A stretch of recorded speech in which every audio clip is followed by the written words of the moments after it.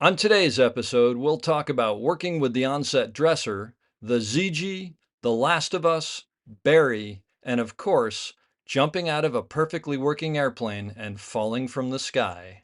Just a little bit of business before we start. There may be a curse word here or there in this episode, so please listen responsibly.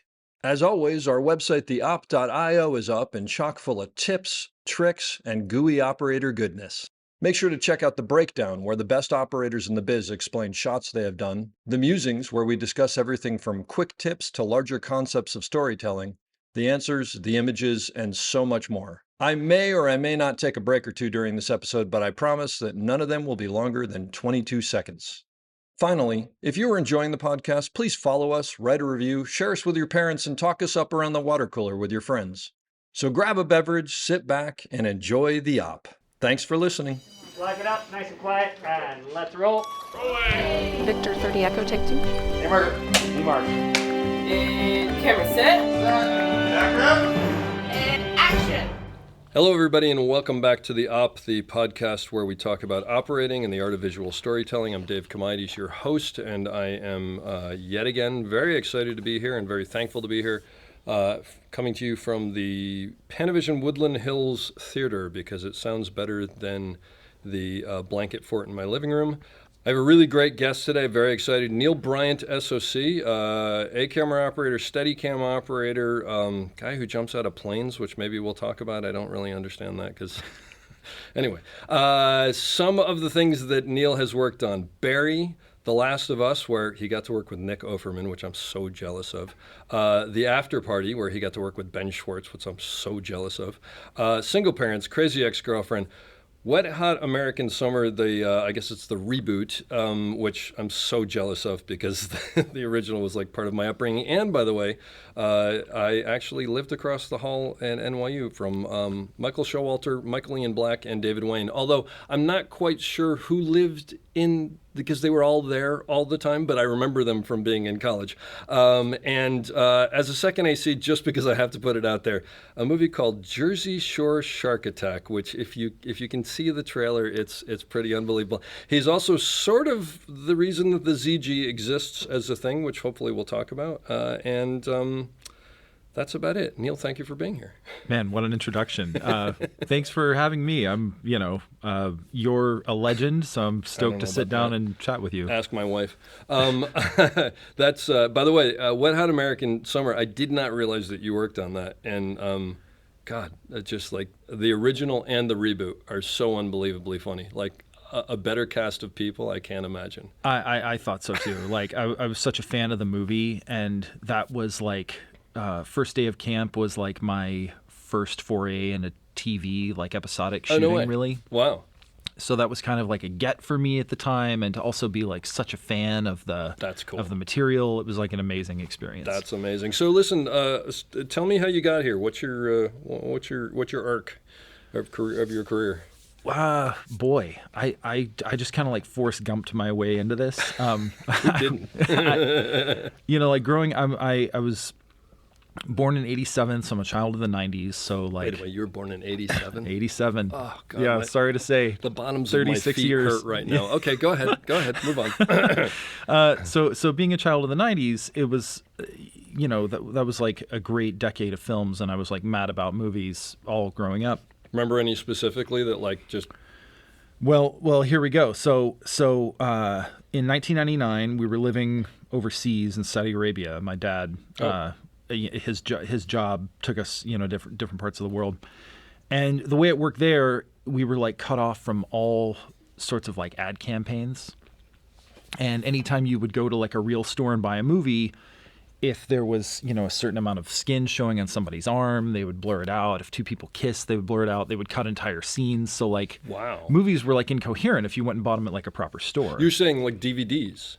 I think these were tapes at the time. Tape, but I mean stuff you brought home. Yes. So they had been like taken by the original. government. They had done. Oh, I didn't realize. Yeah, and the government at the time, the Censored. Saudi Arabian government, like tightly censored everything. Wow. To their sensibilities. So the only way to watch like a movie in its unadulterated form was when we got takeout from like our compound cafe. This guy would have a plastic sack of pirated VHS tapes from China, where a guy in China had pointed a video camera at the screen and. Oh, literally, bootleg. Yeah, Wow. yeah. So, and again, we're not seeing commercials or trailers or anything. So I'm just like, it's my turn to go down and pick up the takeout, and I'm thumbing through the plastic sack, and I'm picking out a few titles. And anyway, that night after dinner, I pop in The Matrix. And my 12-year-old brain like exploded, of the cinematography, the angles, the bullet time, like it just completely blew me away. And it was the first time I really realized, like, okay, people do this. It's not magic. Like someone figured out how to do this and made it happen, and like maybe I could do that. Yeah. So we move around a bit, and I'm making little backyard films. And I think I started on, I'm trying to remember what analog tape format I was using, but eventually graduated to mini DV. Uh-huh. And then we moved to southern Arkansas when I was 16. And at the time, I'm like, we're moving to the middle of nowhere. This is the end of my life as a teenager. And there was this brilliant teacher down there that had a vocational program, and he had gotten different grants. So in 2003, he had Final Cut 2 or 3, some Canon XL1 mini DV cameras, and a Steadicam Mini. Oh, wow. Which was like something you wore, or one of the ones you held with your hand? It was the precursor to the Flyer. Okay. So, but it was a vest and an arm. It was a vest and an arm. The arm was like, it was basically like a Flyer, the original Flyer sled.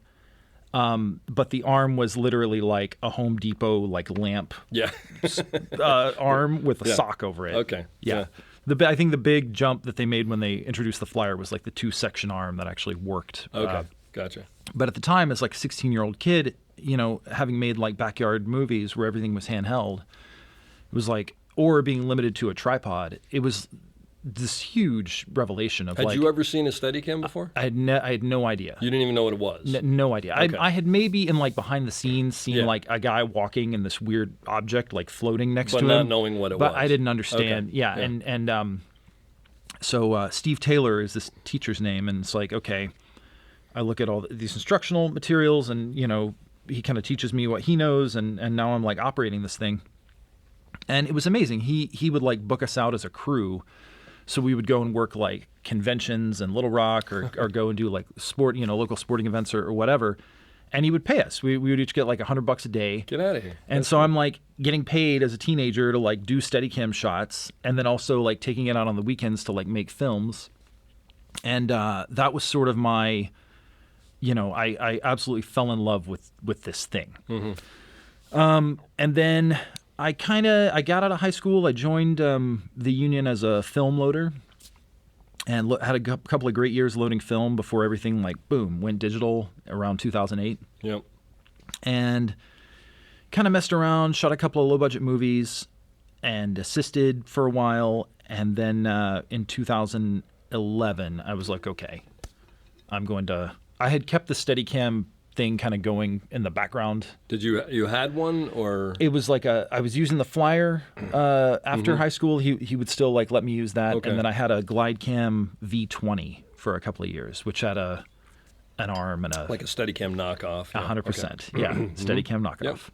And then in 11, I got a Flyer LE and messed with that for I think 2 years, and in 13, I got a Master Series.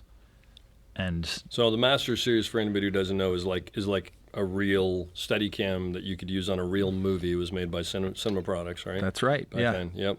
Yeah. And that was like, at the time, that was kind of like the big deal, right?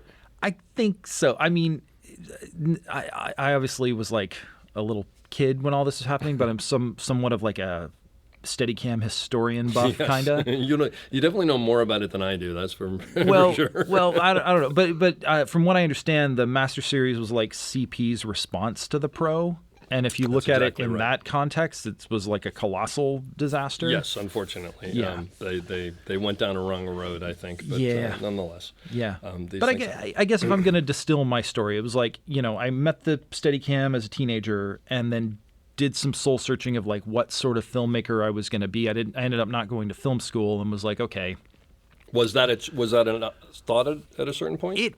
I mean, sort of. It was like the fact that I was able to join 600 right out of high school as an 18-year-old. Really? Yeah. Wow. And I was immediately like on set loading with health insurance. Were you on a movie that turned? Yes. Oh, yeah. So there you go. So for anybody who doesn't know, Local 600 is the union, the camera union, and if you're on a show that's non-union and it turns union, like they pick it or they make a deal or whatever it is, everybody gets offered. I think you have to join, or maybe you're offered to join. I don't even know. I don't know. It was in. Everybody joins anyway. Yeah, yeah. I mean, you definitely should if you're wow, ever. So you were in 600 at 18. At 18 years old, I was going out. I had loaded some 16 for this one assistant that was kind of bringing me up. This guy Johnny Meyer. I think he's on the East Coast now. And then it's like, okay, now we're going to go do this 35 millimeter feature film. And we're going to teach you how to load 35, and it's going to be 30 something days or whatever, and you're going to work for free. And I'm like stoked. Sounds good as an to 18, me. yeah. And so when the union came in and flipped it, I got not only did I get in the union and get paid for thereon, but I got payment for all my retroactive days that I worked for free. Yeah, it was amazing. That's incredible. Yeah. Oh, that's fantastic. Yeah. And what movie was that? That was a movie called War Eagle, Arkansas, which is it's a true story about this guy. Man, I haven't seen the movie in so many years. It's a true story about a guy who was like very talented baseball pitcher in high school, and he's wrestling with if he's going to move off and go pro, or if he's going to stay and kind of take care of his family. Cool. Yeah. So that's where you got it. So that was in Arkansas, I'm assuming? That was. Wow. Yeah. Probably the only movie shooting in Arkansas. Yeah, like it's so I was in Arkansas for 3 years, and that ended up like it was mainly that guy Steve Taylor, but it ended up being like the greatest thing that ever happened. I don't think I would be sitting here talking to you if I hadn't been at that place in that time. That's and so cool. He completely changed my life. That's great. This guy. That's amazing. Wow. And so then did you move from Arkansas out here, or? I went to Louisiana for a couple of years because this was back. Well, no, I came out here in 2007, and then I went to Louisiana for a couple of years because they had just passed all their tax incentives, or this was in that realm where they had passed all those tax incentives and they were making all those movies. And then I came out here permanently in 2011. Gotcha. And when did you actually sort of commit to becoming a Steadicam operator? What year was that? 2011. Okay, so when you moved out here. Yeah. Gotcha. Yeah. And before that you were firsting and seconding, or? I was doing whatever I could. I actually DP'd a couple of low budget movies in Louisiana. And that was a great experience because it showed me that like I'm really not interested in that, at least in this, epoch of my life. But that's a big part, actually, I think, of going down the road is sometimes you got to go down a road to go, I don't like this road, so you can back up and go somewhere else. 100%. I mean, I know I'm painting in really broad strokes and like connecting this to when I was a kid, but it's like, okay, I'm just like, as a kid, like passionate about filmmaking. So, as a teenager, I'm like, I want to be the director, and then, okay, well, I'm not really interested in that. It's visual storytelling. Maybe I'm going to be the DP. And then eventually that distills down into, oh, I like being on the floor with the actors, operating the camera. Mm-hmm. That was sort of my journey with it. Yeah. So in 2011, basically, you start as a union camera. I mean, you're in the union, so you're starting as a union camera operator. Sorta. I had a rough few years where it was like just going out on music videos and like taking whatever I could. Uh-huh. And then it was wet hot finally in late 2014 that boom, I was now working on like union shows and episodic TV. And you were the A-camera Steadicam operator on that? I was. Okay. I was filling in for Michael Bryant Hart. He started the show and he had to leave for something else. Okay. And they had been, a few friends of mine on the show had really been like pushing for me. I have to really give a shout out to Justin Duvall. He was the gaffer on the show, and he was really pitching me to Kevin Atkinson, the DP. But at the time, it's like, here's this kid with no credits, really. And when I got called, like, okay, we're gonna bring you in, I was like the third guy that week because like, Brian had left, and then they'd brought in a few people whose like names I don't even know that literally couldn't operate. So, but I didn't know that. So when I got called to do the job, it's like, you're the third guy this week. I'm like, oh my God, what am I getting myself into? And then I get there and it's like wonderful and funny and all these people are so friendly. You know? Because you're thinking, they chew through operators. Yes. Yeah, exactly. Yep. And it ended up being this, amazing experience that kind of catapulted like the current, chapter of my career, I guess. That's wild. So that was really the first time you were ever an A camera operator, yeah? Yeah. And had you done conventional operating before that? Yeah. Here and there, but I mean, that was my first time like doing like a long form A camera operating. And what was job. that like going in there and going, was there a B camera operator? There was. And did the B camera operator have more experience than you did? For sure. Yeah.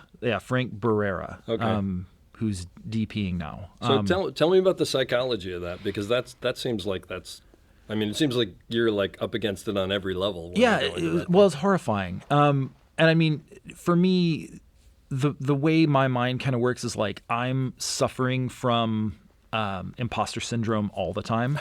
I'm like, you mean even now? Even in this moment, I'm like, you're wondering why you're in Panavision at this moment. Yeah. Okay. Well, I'm just like, who am I? I'm just this guy, and I'm sitting here talking to you, and like, I'm just making it up as I go along. Yeah, and, sure. We all are, though. Yeah. I think because of that, it's like when I'm in a real situation where I'm in over my head, maybe it gives me a false sense of bravado because I'm just like, sure, I'm always fake it till you make it. Yeah, yep. I get. I mean, there were definitely at that. It was a great moment in my career because I had the skills that I think I hadn't had a chance to really like put them to use. I'd been honing them for years, and luckily that environment was a very supportive environment, and I was able to. That's huge, right there. Eric Zucker, EZ, the dolly grip. Yeah.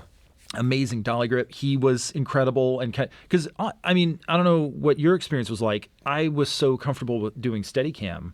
I was like terrified of the dolly when I first started doing like more complex dolly shots. I don't know if I was terrified of the dolly, but I knew that if I was going to die, that's where I was going to die. Because the thing about it is like, you put the Steadicam on and it's like, all right, anybody here want to tell me what to do? Yeah, I thought not. But even if you're not good. Right. Right. But on the dolly, it's like, all right, everybody knows how to do this better than I do. So yeah, I get it. And even more than that, it's like when you're doing Steadicam, aside from the focus puller, it's like you are moving the camera, you're operating the camera. Yeah. Now you hop on this machine and like you've got to talk to this other guy and he knows way more about this tool than you do. And so I always felt like, especially in the early days, like I'm a guest on this guy's machine.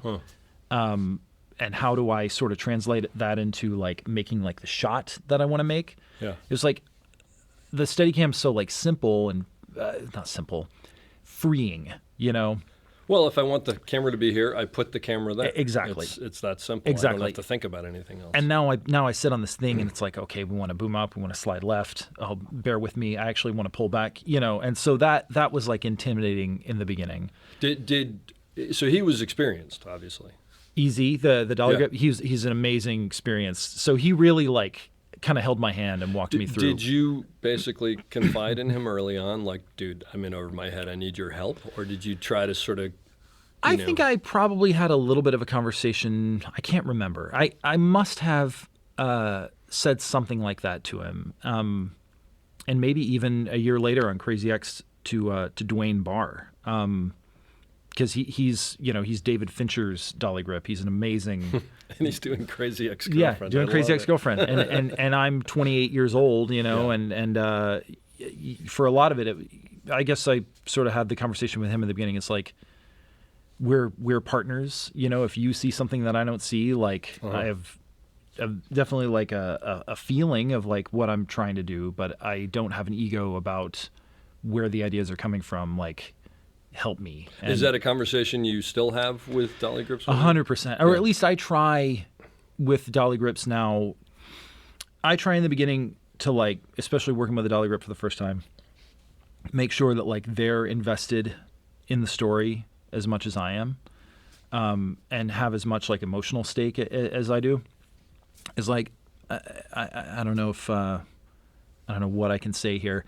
I feel like I see operators sometimes living on a dolly with a slider at 90 degrees and just like keeping overs with the slider. Mm-hmm. And then the dolly grip back there is like on his phone or his watching the game or whatever. And I see that when I'm doing A, I see B camera doing that from time to time. Yeah. And then I have seen in the past, like somebody that's just been living on the slider holding overs. Well, now they wind up on like an 8x8 piece of dance floor doing some like complex 6-point move, and they're like tripping over each other trying to make it work because they haven't built a rapport. Yeah. He's been like asleep back there while you're on the slider. Yep.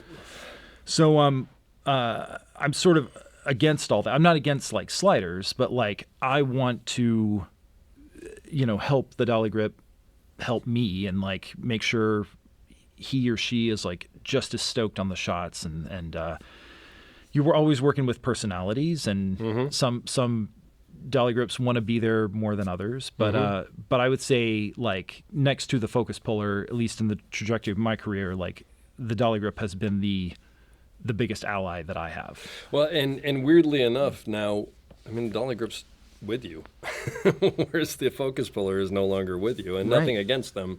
They kind of can't be in a weird way because of how technology has changed. But if anything, it's more so than it used to be. I mean, it used to be that I was physically touching the AC sometimes, that's how close, but it's not that way anymore, right? Did you ever shoot film where, as an operator, okay, so you had people on the knob. Yeah. Yeah, it was a different world. It sure was. Yeah.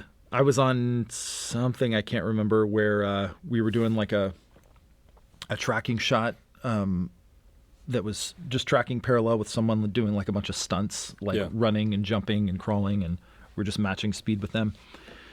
And it was late at night, and the focus puller came up to the dolly and was like, "I'd like to ride along with you guys." And the dolly grip was like, "This is crazy. This is ridiculous that I'm pushing two people." Like threw a little bit of a fit, and I'm like, "Bro, this is what it was. This like, is what it was until, for 50 years. Yeah, until relatively recently." Yeah, that's pretty funny. Yeah. Now, so you really didn't work a lot as a B camera operator then? Not a lot, and it's something I do occasionally. Like the last show that I really did before the strike was Barry, and I came onto that as B camera. Yeah. But I definitely have more experience as an A camera operator, and I think of myself more as an A camera. Is it weird? I mean, Barry is sort of its own thing, which I definitely want to talk to you about. But is it weird being the B camera operator and sort of having ideas, but having to sort of put them in the right context and realizing that you're not, like, is there a shift? I think for me it sort of depends on who I'm working with. Like when I was B on Barry, Don Devine is the A camera operator. I'm like trying to be like a sponge and just watch like everything that he's doing and soak up. And I'm like, wow, like I'm getting paid to like watch him work. Did you find that your sense of humor was drier after watching Don Devine? Man, honestly, like his episode with you, it was just amazing listening to you guys like crack jokes. I'm like, wow, I'm not going to be near this. That episode, by the way, is, I don't know, it's like 2.5 hours long or something ridiculous. It could have been 3 if I left everything. Wow. We had a very good time, including, by the way, a point where, and maybe I should have left this in, a point where our new rescue dog bit him. Yeah, the dog came over like really, really slowly, and I was like, "What's going on?" He's like, "I don't know." The dog just bit. Not hard. He was fine, but oh my god, that was pretty funny actually. Oh man, sorry, Don. No, but Don is look. Be camera to Don. I told him on that podcast, and I'd do it in a heartbeat. I'd be camera to him any day. The guy's just unbelievable. Yeah. So did you learn a tremendous amount from him just watching him? Because like that's not a big 2-camera show. It's right? It's not. So and I was sort of, I don't know if warned is the right word. I was warned by Carl Hersey, the DP. He's like, it's a very single camera show. Yeah. It's very rare. I can probably count on one hand like the amount of times we did 2 cameras. So really, you were there for Steadicam. I was there for Steadicam, or the odd, go ahead and set this up, and we'll leapfrog across and be efficient. So I was like, cool, I can use this as an opportunity to kind of just hang out in the wings and be a fly on the wall sometimes. Is that what you did? I did a lot of that. Yeah. And it was amazing. I'm trying to think of like specific lessons that I took away from watching Don, but I mean, he's just got this like quiet confidence about him in that he knows like what the shot is and he knows how to implement things to make it work, and he just makes it look so effortless. It's really he's incredible, and the amount that he knows and his knowledge base is just incredible.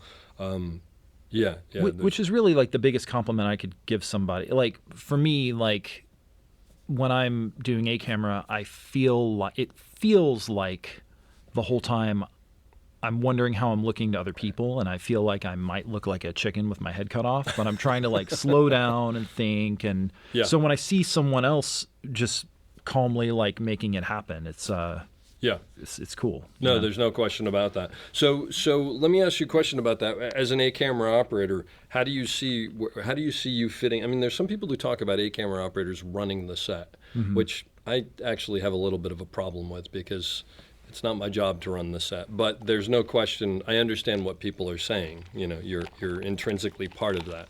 So like where do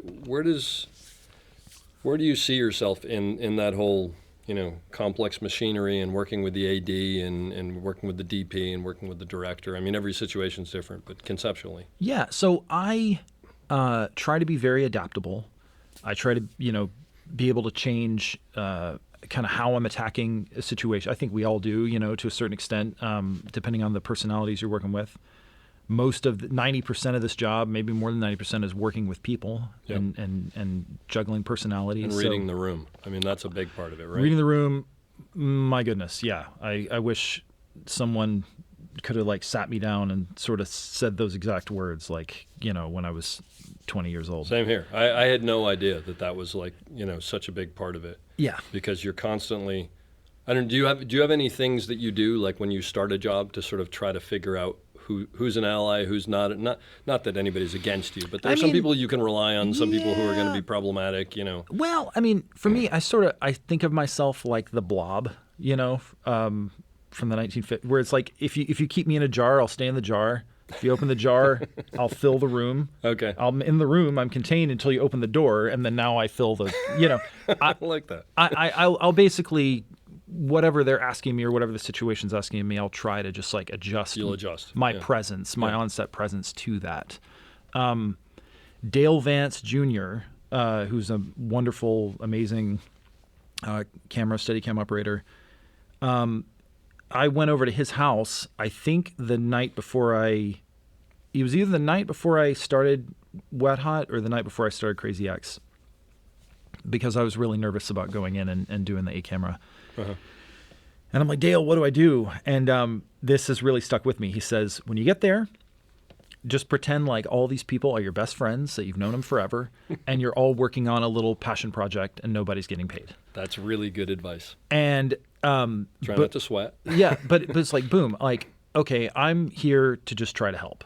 I'm here to help however I can. And I'm, you know, there's the things that we're basically doing the same thing every day to a certain extent. It's like, okay, here's the rehearsal. What's the shot? We're going to lay track. And while we're doing that, and I'm sort of talking to the key grip and the gaffer and figuring it out, I'm looking around and always listening to like how the DP and the director are talking to each other.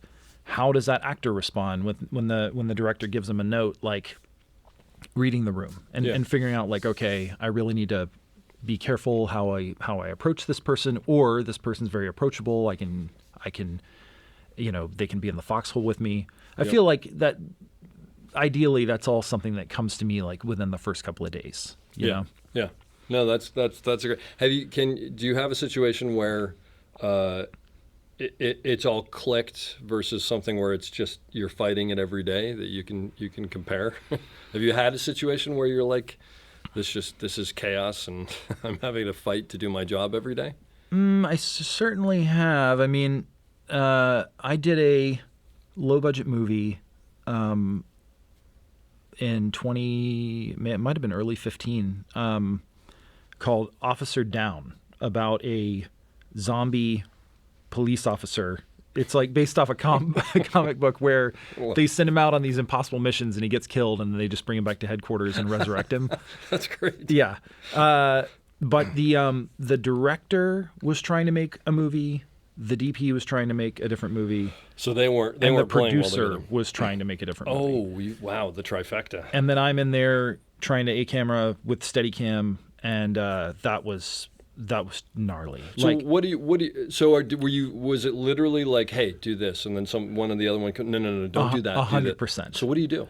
I'm completely open. I'll be like, well, this dude just told me this. You know what? Let's go talk to him. You get everybody together? Hey, everybody, come in. Let's have a conversation about this. Yep. I try to just be completely open and honest about like, hey, I'm afraid, because the biggest moment in that movie that comes to mind was we had a guy doing like a crazy ratchet like wire pull where he's getting pulled through the air. Yeah. And we're like tracking with him. And it was a simple enough idea, but like I literally got 3 different notes in a row, like one thing from the director, another thing from the DP, another Totally thing from the separate producer. shots. Completely separate. And so I tell them like, hey, I don't have enough information. I'm confused. I don't know what to do. So let's all get together and like help me. I try to approach it from a fact of like, from humility from my perspective. Like I don't have. I'm the problem, not you guys. Exactly. Yeah. No, that's actually a big thing that comes through from more people than all is especially working with actors. Like if an actor's not hitting a mark, it's just like, hey, I'm really having a problem here because I can't hold you over there. What can we do to help me?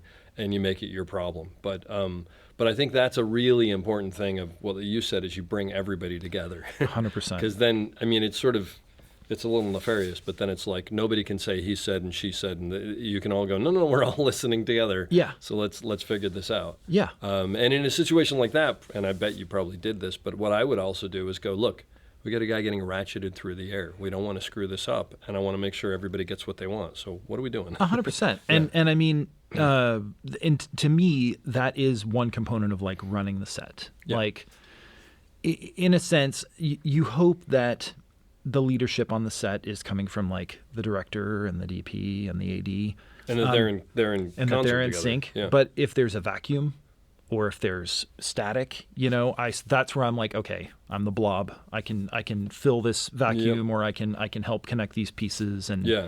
I mean, for me, like, I sort of try.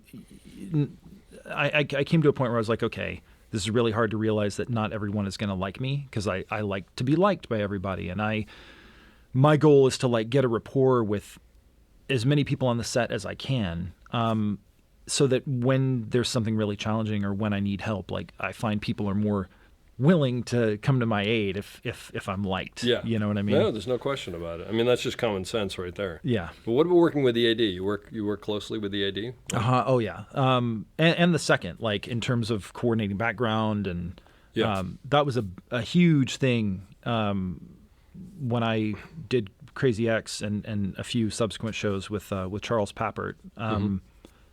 He taught me so much on like how to use background to motivate it. It could be a background artist like way deep in the background, way deep back there, and they're just crossing right to left, and that's helping to motivate your pan. To motivate your moves, yeah. Charles used to be a Steadicam operator, now a great DP, and you were lucky to be learning from him because he knows so much. Yeah. There were a few years there where we were really working together a lot. And Crazy X, because of the dance numbers, there must have been a ton of that, right? That was amazing. Yeah. It was an amazing experience because I think it was 7-day episodes for a 1-hour show. Oh, that's an hour show?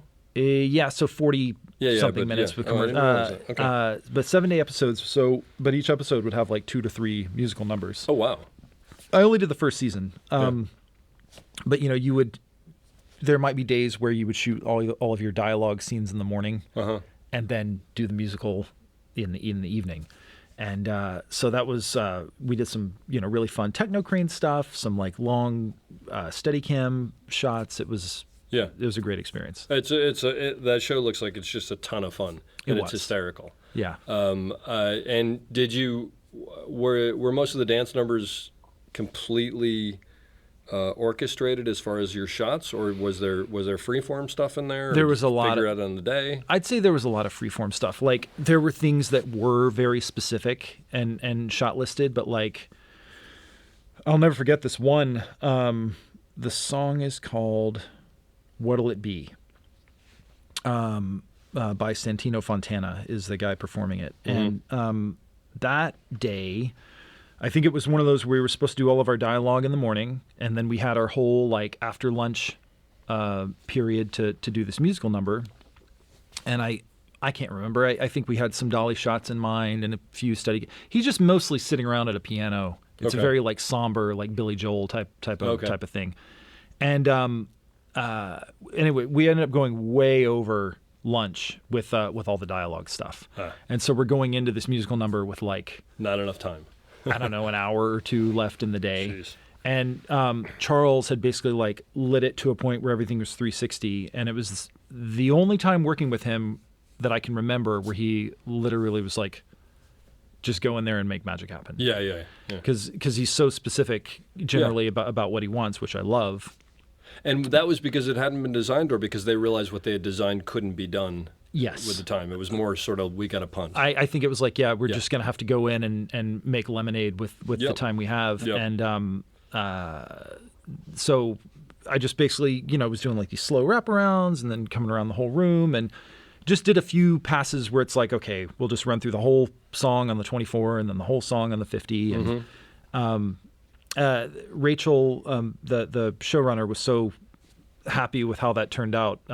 She like got me a gift certificate for a massage the next great. Week. Yeah, that's always a like plus a really one. nice one. Yeah. I was like, that's this is great. That's really cool. Yeah.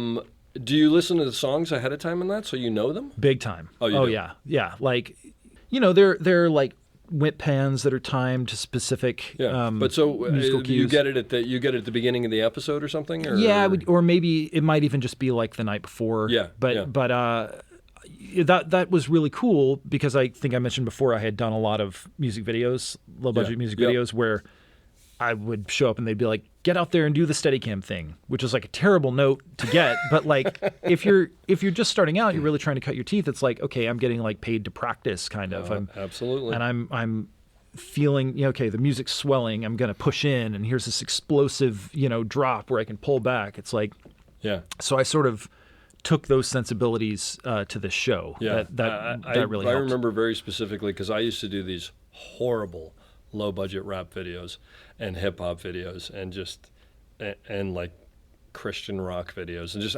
things that at least I would normally not be listening to. I don't think a lot of people ever heard. And I would get the tape and I would listen to it for like 4 days straight, and my roommates would be out of their minds because they were just usually really bad music. But it was the kind of thing where it's like, okay, so here the drum beat kicks in here and whatever, and then when you get on set, it's like, oh, okay, now I know what's coming. Yeah, and if you're doing something really intricate, I would say it may be even easier to follow music than just like dialogue. Absolutely. Yeah. Unless you're like really well-written Aaron Sorkin's kind of stuff, which becomes its own music. Yeah, But yeah, agreed. Because you I'm not a musician. Are you a musician at all? No. It's fascinating to me that I can have any kind of rhythm with a Steadicam because I can't dance, I can't play music, can't sing, but there's something there, and so when there is that music, you get, even if you don't understand like 4/4 time, you're like, okay, I know, like the organ just came in and now the drum's going to come in and then whatever, and you can be ready for something. Yeah. And when it is more, when you're in more of like a freeform scenario with a Steadicam, sometimes I'm like starting to arc around. I'm like, okay, maybe this time I'm gonna speed up. You hear a part of the song coming, and you start to get an idea. Like, okay, maybe this can be a little spicier when I wrap around. It's really fun. How long were you the 8-camera Steadicam operator on Wet Hot American Summer? I did the 2 seasons. So I guess I did maybe half or more than half. I can't remember. Which is like 8 or 9 episodes or something like that. Yeah. So basically, that's 6-7 months, 8 months or something like that? No, they were really short. Oh, they're really short. Okay, yeah, gotcha. So it's a couple of months. Anyway. Yeah, and David Wayne, shoots the whole the whole thing like as one giant episode, basically. And then, but the reason I ask is because you went in there and you really weren't an 8-camera Steadicam operator, but now you are an 8-camera Steadicam operator, or that's where you're being asked to be. Was there a point where you were like, oh, I got this? Or that you felt comfortable? Well, there was a lot of time between the 2 seasons. Oh, so, they were separate. Okay, yeah. Gotcha. So when we came back for 10 years later, Yeah. a year or two later, I was like way more confident for Gotcha. sure. Okay. But do you remember then, you went from that to Crazy X? Yeah. Yeah. Yeah. I think so. what I'm trying to figure out is, like, at what point in your career did you go, I can walk onto a set and be an A-camera Steadicam operator, and I got this? I don't know that I've yet reached that point. Me neither. Yeah. But I will say, Crazy Ex-Girlfriend, working with, mainly that was my first show with Charles Pappert, and I was such an admirer of his Steadicam work and what he had done with Key and Peele. Amazing stuff with Key and Peele. Incredible. So the first thing we ever did on that show, it was with a Steadicam coming over some it was in the office, and it was like sliding across some foreground like copy machine and filing cabinets, and then sort of converging with these two characters as they come out of the elevator, and then it just becomes like a simple walk and talk. It might have turned into like an over at the end. I can't remember. But a simple enough shot. But it's my first day, I'm on set, Charles. So at the time, here, let me rewind a little bit. So I had my master series. Okay, so the Cinema Product Steadicam that you're talking about. Yeah, which it could hold a big, heavy camera, but it's a mess compared to like the rigs that had some issues. It had some issues. Yeah. And I could make it work. And to any DP or director, it was a totally workable thing. Yep. But I was doing all these things like wrapping like a Vectran line around the camera rods and down to my monitor rods. What's a Vectran line? Vectran's like a polymer cable. Okay. We actually make parachute lines out of it, but it's like a shoelace that is like stronger than a steel cable. Really? But it's bendable. So you were doing that to like keep everything tight? To stop vibration. Stop vibration. Because the master, if I like stomped my foot, it would like. Oh really? I didn't know that. Okay. Oh yeah. All right. Anyway, so Charles was like, okay, I'm going to bring you onto the show. Don't show up with your master series. Really? Yeah, just don't bring it. And because it looks so like junkyard? Know. I don't know. Or okay, whatever it is. Whatever his reasons were. I was like, yes, sir. And so what I did was I put in an order. The M1 had like just been announced from Tiffin. The Tiffin Steadicam. Yeah. Yeah. And so I put in an order with them, and Dan Ikeda was so wonderful. He was like, we don't have it ready yet, but you can just like take another rig. He's someone who works at Tiffin. He did at the time, yeah. Gotcha. And he was like, here, take a loaner rig. We got you. Yeah. And that was what I did like the first like couple of months of Crazy X with this loaner sled that was a Shadow, I think, at the time. Yeah.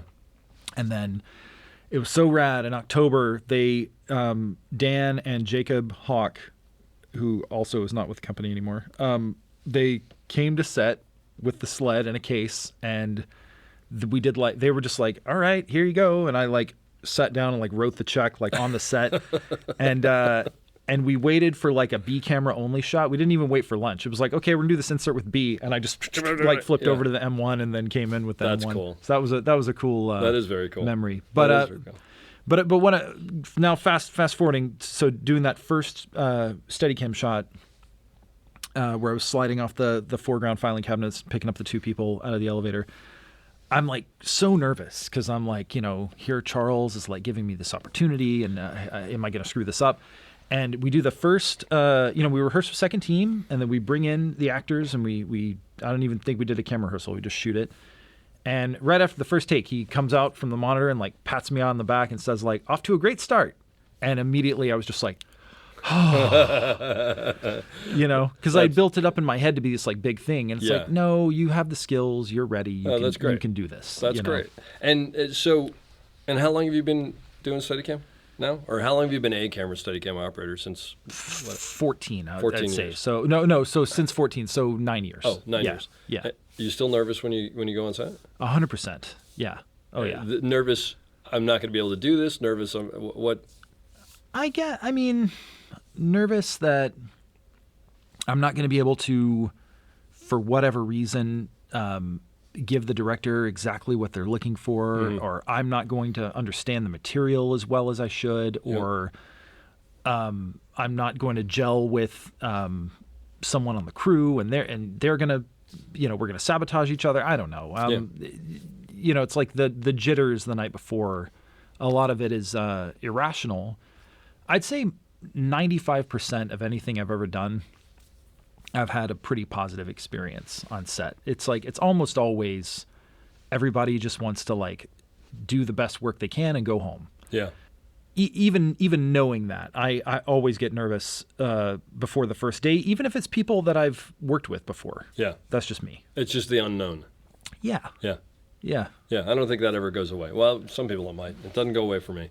And then as you get older, you're like, you get a whole new set of nerves. It's like, oh God, are they going to ask me to run upstairs? Oh yeah. Oh yeah. all that yeah. kind of stuff. Yeah. Or hey, I'm going to go back to work at some point, but I haven't had a Steadicam on for a year. That's not going to help. Right. So that's yeah. So tell me about The Last of Us. That must have been a wild ride. It was. It was amazing. It's probably the in terms of like greatness, it's probably like the greatest thing I've ever been a part of. Like, I was a huge fan of the video game. Mm-hmm. I'm not like a gnarly video gamer. I play casually from time to time, playing more video games now that we're on strike. But basically, if I could describe the Last of Us video game to someone who doesn't play games, it's like reading a great novel. Like, you're so invested in these characters. Even in the video game? Oh my God. Really? Oh my God. So video games have gotten better than Pong, is what you're saying, because I'm still on that. The Last of Us video game tells a story that's better than a lot of movies. That's amazing. It's an incredible and I think the effort that was made in the show was to try to adapt that to a TV show as cleanly as possible. Yeah. Like they're really, especially the way the ending comes together. I don't know how you improve on that. It's one of the most ending in the effective, video game, you're saying? and the show. And the show. It's one of the most effective. Like, people have been debating that ending for 10 years, and I think they will continue debating it. It's a perfect story what's told in that first game. So I was a huge fan, and I knew it was being adapted, and I was like, oh my God, I would kill to do that. But I mostly work in comedy. I wouldn't even know where I would begin to reach out to somebody to try to get on that show. And Eben Bolter, BSC, brilliant DP from the UK, he had brought me in to do, after COVID, the personnel deck was really shuffled. Like, people were just taking, when things went back to work, people were taking whatever they could. Yeah. So Eben had shot a movie called Night Teeth, a Netflix vampire movie. That's a very like LA movie, but they shot all these interiors in New Orleans. And then they had a few weeks that they were going to do in LA to shoot all the exteriors, all the freeway stuff, all the, And but they wrapped their New Orleans unit right when the pandemic hit. So Orlando Duguay, very talented A-camera Steadicam operator, he was not available for the LA portion. So he threw my name into the ring, and Eben and I met on that in late 2020.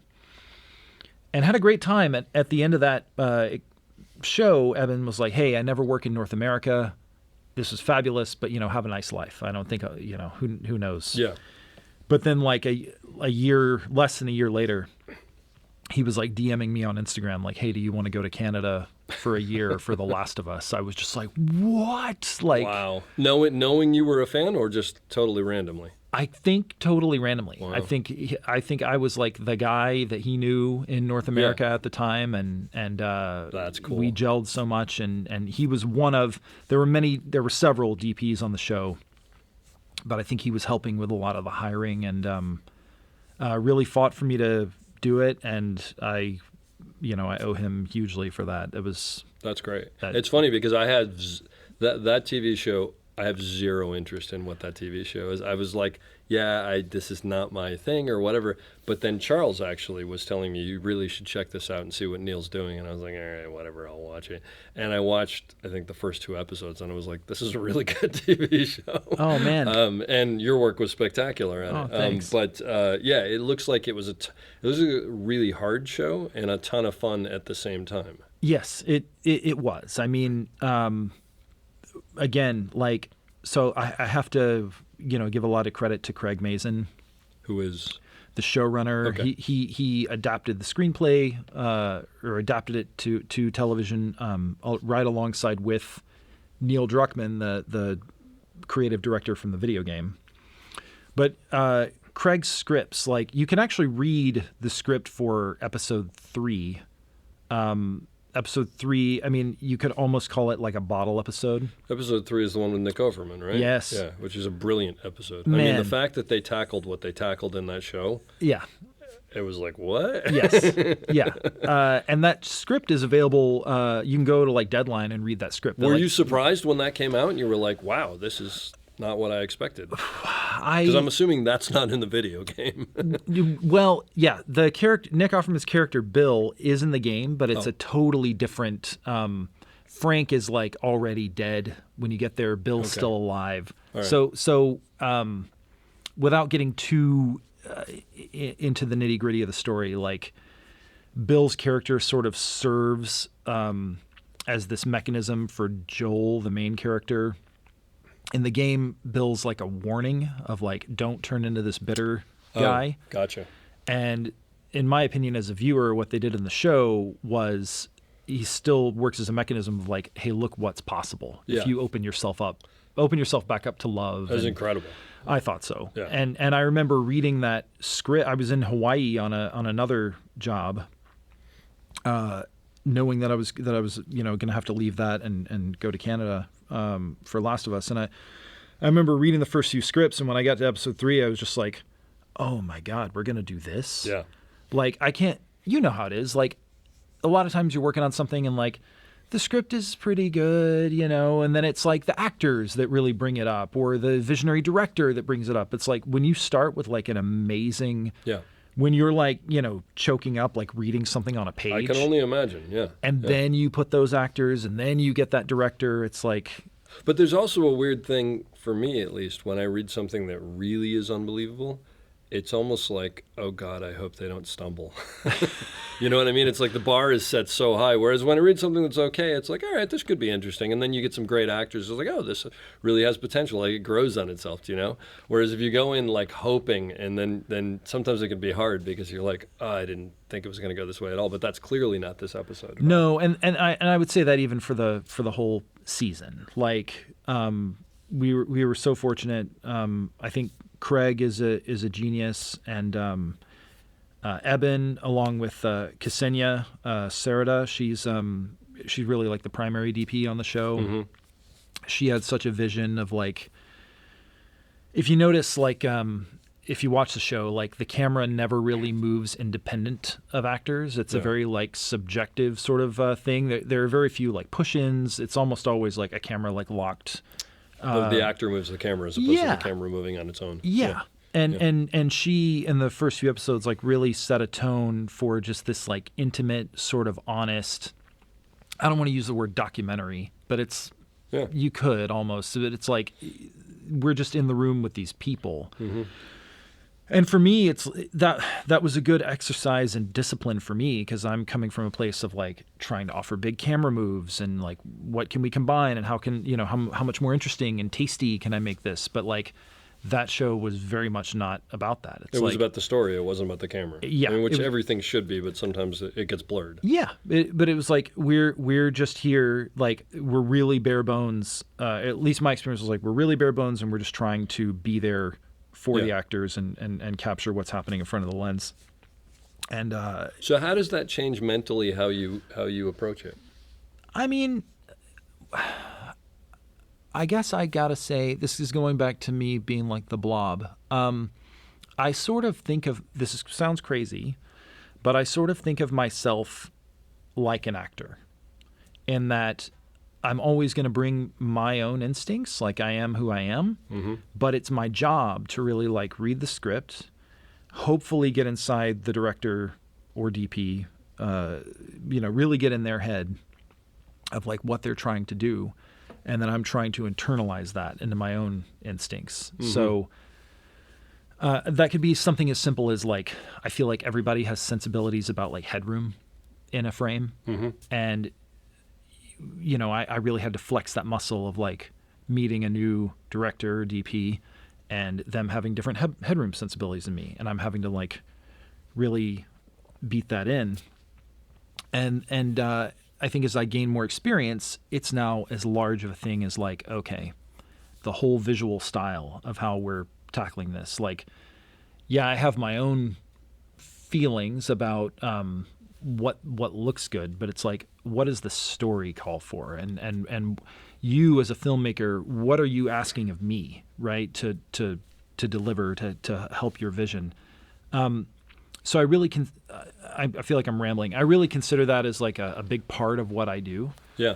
So on that show specifically, it's like talking to Ksenia in prep. It's like, okay, this is what we're trying to do. And so we're locked to the actor. The actor's moving the camera. We're just a simple handheld camera, right in the actor's face for the most part. It's like, okay, how can I internalize that and get so excited about that? Yeah. And kind of leave all my other things behind. Well, I think what you do is on every show you sort of like create the parameters that you're shooting for, and you try to push all the other things out. Every show's a little different that way. Yeah. Right? Yeah. And I think at the end of the day, it's like, that's what we do. Like, to me, or at least I am there to be as excited and helpful as I can be about the film or show or commercial or whatever that they're trying to make. Yep. And the less I can make it about myself, and the more I'm just trying to support them, the better and better of a time I've had personally. That's great. So you were talking about this being handheld, but it wasn't handheld, was it? Well, a lot of it is. So Okay.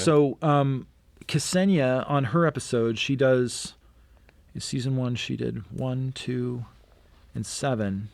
She likes to operate. Oh, okay. And she's a great operator. She shot a movie in Russia. She's Russian, called Beanpole. That is just like a devastatingly sad, effective movie. And from what I understand, it was a pretty small movie, and it's literally just her hand holding an Alexa Mini. For like the whole thing, and it's totally a work of art. And I remember watching that leading up to the show, and like, oh wow, I'm going to work with her, and she's going to do this. So the understanding when I was brought on the show was like I was the A camera operator, but when Ksenia came in, she would operate the A camera. Gotcha. And I was more than fine with that. And so for a lot of the show, like whenever I was doing the A camera, I would use the ZeeGee. Okay. And can you just tell people what the ZeeGee is? Because most people probably don't know. Yeah. So the ZeeGee is taking a handheld camera and putting it on a Steadicam arm. That's the simplest way I can describe Without it. the whole Steadicam, that gimbal and all that stuff. Yeah. So, if you're listening to this I'll post podcast, I'll post something along with it. You don't have to go too crazy with it. Okay. But I mean, basically with a Steadicam, you've got a sled. It's like a pole with a gimbal, and it's calming down all the angular errors of an image. So when you have the tilt axis or the pan axis or the roll axis shaking, the sled is taking care of that. So it basically allows it to look like a dolly shot. Yeah. And wherever you walk, hopefully. Yeah. But then now you have the fact that you're attached to a human, and you're going to feel footsteps when an operator walks. So that's what the arm takes care of. The arm lifts the sled, and then it works as sort of like a shock absorber and takes your footsteps away. And then you have a vest that takes all this weight and attaches it to you and allows you to carry it. Those are the basic components. So with the ZeeGee, we throw the sled away, and we put this ZeeGee on the arm. And so now you have the ergonomic benefit of the Steadicam vest. It's very comfortable. and the arm is, lifting the ZeeGee for you, but the arm is also taking care of your footsteps. So I feel like most people that have done a lot of handheld work, handheld means such different things to so many people. Yeah. I did a show that you mentioned called Single Parents. That was a ABC sitcom, and what they wanted, this was early ZeeGee days, by the way. What they wanted was long lenses, very long lenses, handheld, lots of camera movement, not too shaky. Which is basically, for anybody who's not a camera operator, those things don't add up together. Yeah. Like it's like dividing by zero. Like it doesn't compute. It's exactly right. Yeah. So when I worked on the pilot with Blake McClure, ASC, he's a very talented DP. But it just so happened that I did the pilot and the show with two different DPs. It just kind of worked out. It wasn't like a plan. But on the pilot, we were using like dollies and bungee rigs and all these like elaborate things to try to deliver this look. Yeah. And I had the ZeeGee prototype that I had used on like little Lifetime movies and things over the years, and always got a positive response from it. So then when I was called to do the show, Tim Gillis was the DP, and I immediately pitched the ZeeGee to him. I'm like, look at this thing. I can go super long lens. Yeah, look at what I can do. We can move, and I can season it to taste how shaky it is, because the arm is going to take care of. So it's a bit of a conceptual hurdle. Like the ZeeGee, it's not a stabilizer. It will look handheld. It will look shaky, but it's now just giving you, as an operator, more access to how you want that handheld to and look. also you can go from low to up high, which That's a is huge more thing. so than just on your shoulder. On your shoulder, you're limited with your body. Right? Yeah, that's a Where huge your thing. body And there is. are other rigs, there's the Walter Klassen slingshot, Yep. which is great, but like not doable for doorways. Yep. So on Single Parents, we had Brad Garrett, who's like one of the funniest guys I've ever been on a set with. I don't know how tall he is. Oh, Brad Garrett, who was on Everybody Loves Raymond. Everybody Loves Raymond, Yeah. and I've worked with him. I'm 6'4". He's got to be 6'8" or something like that. He's stupidly tall. He's also large like a man, which I'm not. Yeah. So with the ZeeGee, it's like I've always tried to say, like, if you're somebody coming from handheld, I guess you're more used to your high mode being limited by the height of your body. Yeah, you got it on your shoulder. If you're 6 feet, that's where it is. Yeah. But sort of I think Charles' frustration back when he was operating, when he prototyped the Charles ZeeGee. Pappert. Yeah. Charles Pappert's frustration was, well, now, okay, I can boom up over my head with a Steadicam. Yeah. I have this freedom with this other mode of camera. Like, why don't I have this with a handheld? Why can't I get there with handheld? Yeah, and so that was sort of the genesis of the ZeeGee from what I understand. And so, because we've glossed over it a little bit, this is actually a gizmo that Charles built in his garage, I guess, right? 100%. How long ago? In 2010 or maybe 2009. It was an idea. I remember him vaguely talking to me about it, me being like, yeah, what? Okay, yeah, I guess it's interesting. And I remember sort of seeing it, and I remember going over his house and seeing it like sitting in a corner. Yeah, well, that's what somewhere happened. I went with like the cats running on Yeah. top of it or something like that. I met him for the first time to buy some old brackets or whatever. He'd already moved on to DPing, and I think he was trying to get rid of his last little bits and bobs. And I came over there and saw this thing sitting in the corner, and I'm like, what is that? And he's like, oh, it's this idea I had to do this. And I'm like, well, can I buy it from you? And he's like, sure. And I immediately started taking it out. Like, if ever there was ever a handheld shot on a lot of these like Lifetime movies I was doing at that time, I would like bring out the ZeeGee. And like even then on those little small shows, like it was like blowing minds. It's like, Really? okay, I could just cleanly boom from like the floor over my head and it still looks handheld. And it wasn't even the ZeeGee. It was this thing you bought from Charles that was in the corner. Right. There are all these other Yeah. things that people were, people on set were calling it. Camera Labro was, I think, my favorite. Oh, that's a better name, actually. yeah. Camera. But on Single Parents, I'm literally operating over my head with Brad. Yeah. Someone who's way taller than me. So that was something on a show like The Last of Us that was a solid year, basically, of handheld. It's like there was a lot of ZeeGee. Sometimes it was the Ergo rig.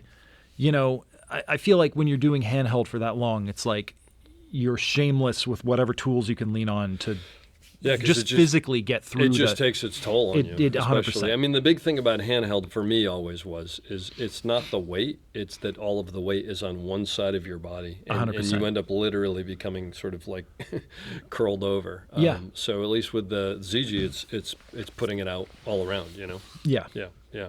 So because there's a lot of great sequences in that show, but there's a great sequence in episode 3. Where the guys have broken in, there's a fire going on, and you're running downstairs, and he's looking out the window, and you're running out the door, and whatever. Yeah. That was all ZeeGee? That's all ZeeGee. Yeah. I'll clip that out and put that in the post on the podcast so that people can see it, because it's worth looking at. Oh, thanks. It's really cool. And it could be done handheld, but it wouldn't be the same. Yeah, I mean, at one point, once we're out of the house, we're in like a full sprint. And I know, at least from Peter Horrer and Eben Bolter, the director and DP of that episode, there was a big concern on that shot in particular, because the whole lighting of the show across all the DPs, at least for me as an observer, I thought that it was very naturalistic. Mm-hmm. Like, there's just fire out there. Yeah, they don't want to do middle of the night, and there's just big flames going because they're burning down He's like setting off these traps that that's right. Light the guys on fire. And other than like the occasional lightning strike, there's not a lot, and it's raining. So. Oh yeah, I think it's pouring rain, so I think the fear. Actually, I remember thinking like, this is really cool, and I'm so glad I didn't do this because of the rain. Oh yeah, wuss. Oh man, the stuff later in the season where we're in feet of snow, like. Oh yeah, that's right. But I know there was a concern from Eben that like a camera on a shoulder when you're in a full sprint at night with it raining, are you even going to be able to tell what's happening? It's just going to be motion blur all over the place. And with the ZeeGee, I can, during the sprint, calm it down enough to make that a little more where you can see what you're looking at. So that's great. That's great.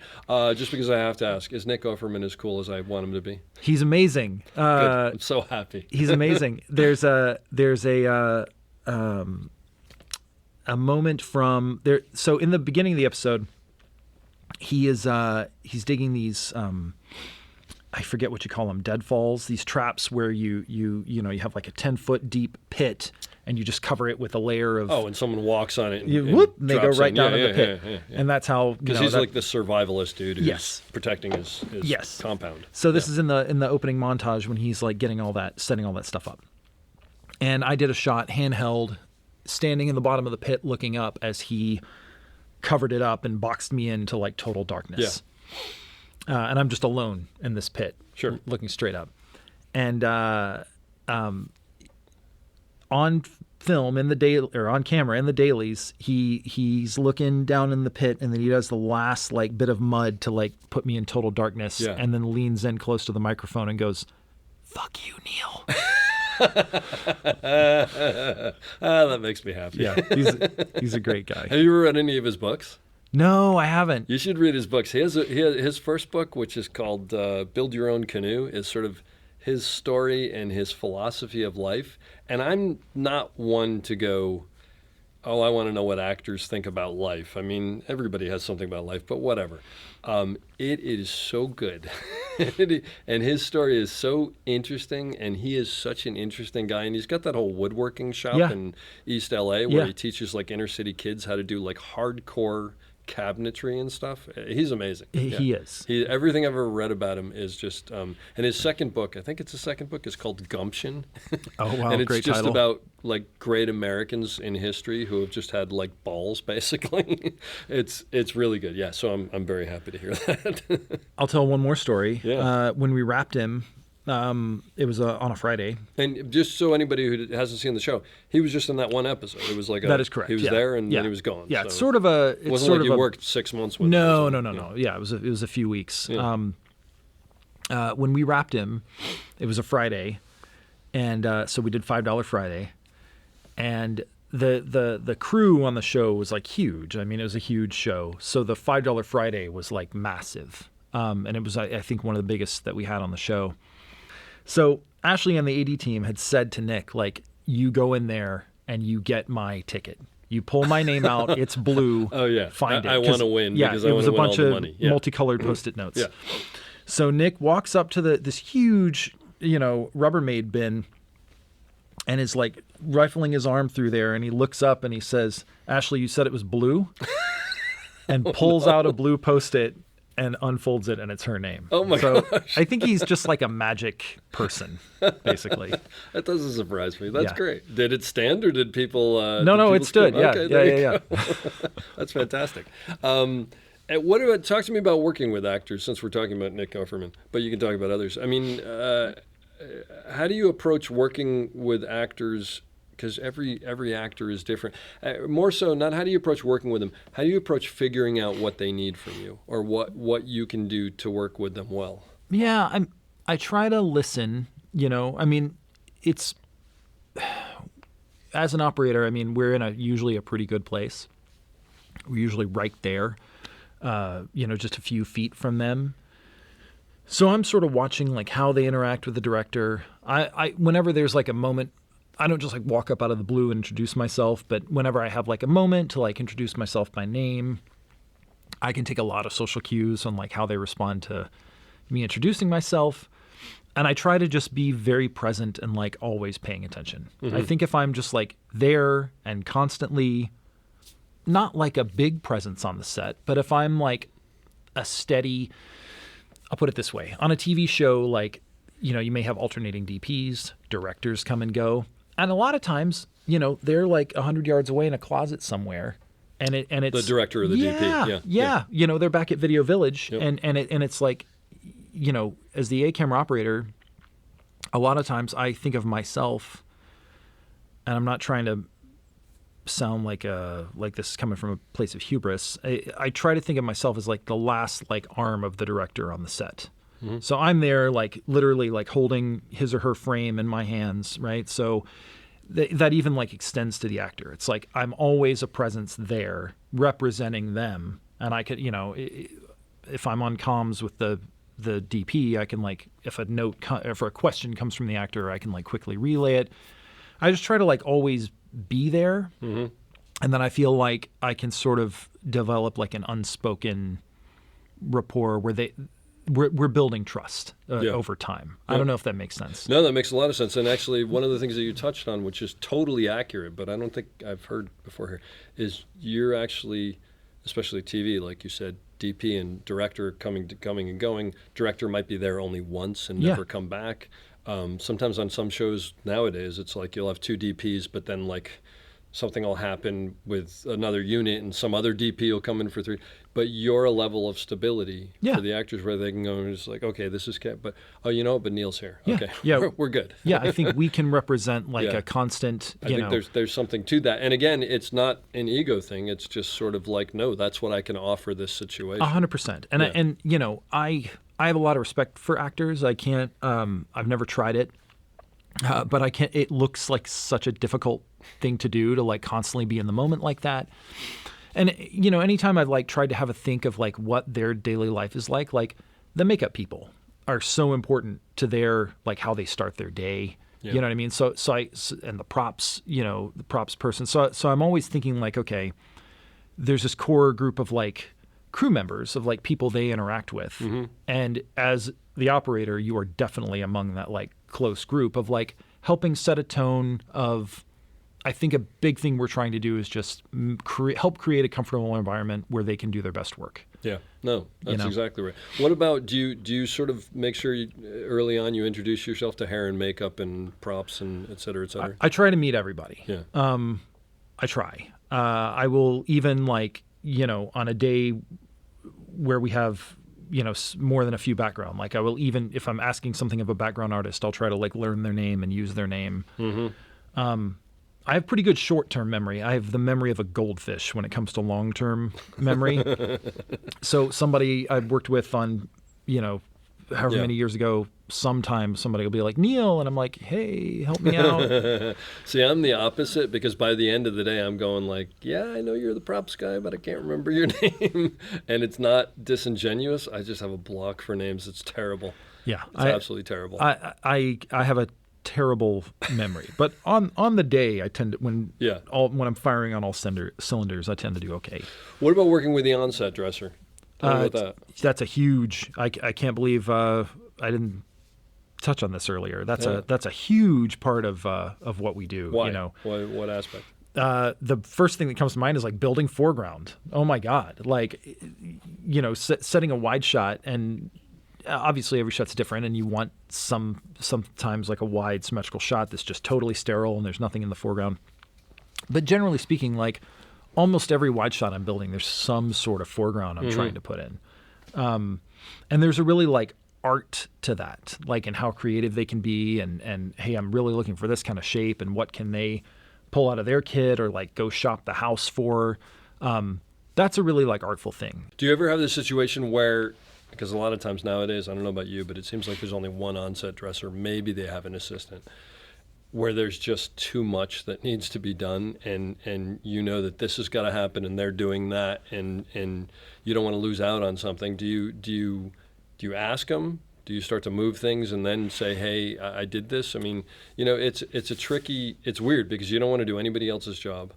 And there are some people I've run into who are like, I don't want you touching a single thing on this set. Yeah, I will always, if it's that sort of a fast-paced environment, and more often times than not it is, I'll always go to them first and like, hey, in the event of, in the heat of battle, do you mind me just reaching out and tweaking something? Yeah. And usually they're okay with it. I'd say it's rare in my experience where they're like, don't touch it. Not that I haven't seen those people, but I'd say more often than not, people just want to get it done and go home. Yeah. And not to say I'm going to reach out and like organize and arrange a whole thing, but if I need to reach out there and like tweak the pillow like 2 inches to the left, I try to get a rapport with them where I can do that sort of thing.